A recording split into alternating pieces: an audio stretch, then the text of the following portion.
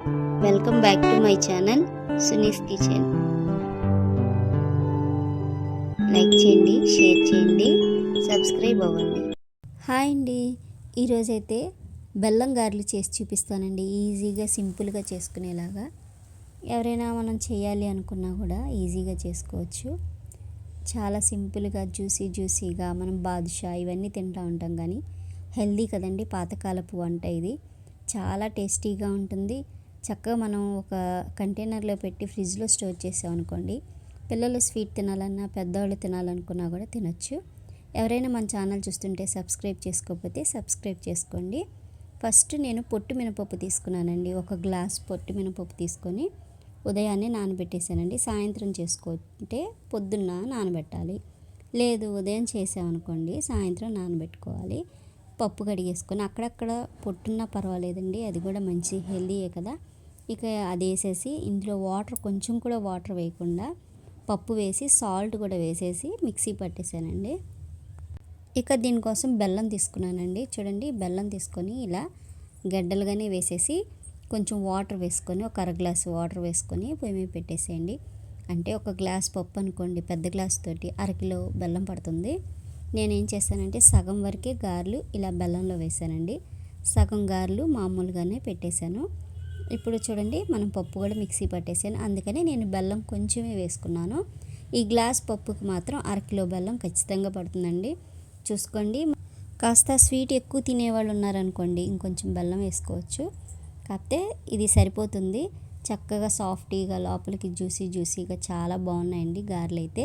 ఇక నేను ఆయిల్ పెట్టేసుకున్నాను. ఆయిల్ పెట్టేసుకొని చేతిని కాస్త తడి చేసుకుంటూ ఇలా మనకి ఏ సైజులో గారె కావాలో ఆ సైజులో గారెలు ఇలా వేసేసుకోండి. చూడండి, నేను కొంచెం ఆయిలే పెట్టానండి, ఎక్కువ ఆయిల్ పెట్టకుండా కొంచెం ఆయిల్ పెట్టుకొని ఒక నాలుగు అలా వేయించానండి. చిన్నగా వేసాను నేను, చిట్టి గారెలా వేసి చిన్న జార్లో పెట్టుకోవడానికి వీలుగా పెట్టేశాను. చూడండి, ఈ విధంగా గారెలు వేసుకొని ఫస్ట్ లో ఫ్లేమ్ పెట్టుకోండి. లో ఫ్లేమ్ పెట్టుకొని వేయించామనుకోండి లోపల మొత్తం చక్కగా వేగుతుంది, గుల్లగా వస్తుంది. మనం హైలో పెట్టేసామనుకోండి పైన ఎర్రగా అయిపోయి లోపల ఉడకదు కదా. అందుకనే చూడండి, ఈలోగా మన బెల్లం కరిగిపోయింది. ఇక దీంట్లోకి ఒక 2 ఇలాచీ కూడా వేసేసుకుందాం అండి. చూడండి, తీగ పాకం వస్తే సరిపోతుంది. బెల్లం మనం గులాబ్ జామ్ చేస్తాం కదా, అలా వస్తే సరిపోతుందండి. ఇక ఇలాచీ వేసేసుకొని ఒకసారి చూసుకుందామండి. తీగలా వచ్చిందనుకోండి ఇక ఆపేసుకోవచ్చు. చూడండి, ఇది కొంచెం మరగాలి. చూపిస్తాను చూడండి, ఈ విధంగా వస్తే సరిపోతుంది. నేను బెల్లం ఒకవేళ మీకు నలకలు ఉన్నాయి అనుకోండి బెల్లం వడకట్టి పెట్టుకోండి. నేను చూడండి సిమ్లో వేయించుతున్నాను కాబట్టి టైం తీసుకుంటుంది. అదే హైలో వేయించామనుకోండి త్వరగా వేగిపోతాయి గారెలు కూడా. ఈ పొట్టు మినపప్పుతో గారెలు కాబట్టి టేస్టీగా ఉన్నాయండి, చాలా టేస్టీగా ఉన్నాయి. ఇక తీగపాకం వచ్చింది కదండి, పొయ్యి కట్టేసి ఒక 2 స్పూన్లు నెయ్యి వేసుకోండి, ఫ్లేవర్ బాగుంటుంది. ఇలా వేసేసుకొని దీన్ని పక్కన పెట్టేసుకోండి. ఇక మనం గారెలు కూడా చూద్దామండి ఏ విధంగా వేగినాయో. చూడండి, చక్కగా మంచి కలర్లో వేగిపోయినాయి కదా. ఇక మనం తీసి డైరెక్ట్గా మనం పాకంలో వేసేయడమేనండి. ఈ వేడికి లోపల మనకి చక్కగా పీల్చుకుంటుంది కదా, అందులో మన పాకం కూడా వేడిగా ఉంది. ఇలా వేసేసుకోండి. బెల్లం మంచి కలర్ఫుల్గా ఉంది కదండి.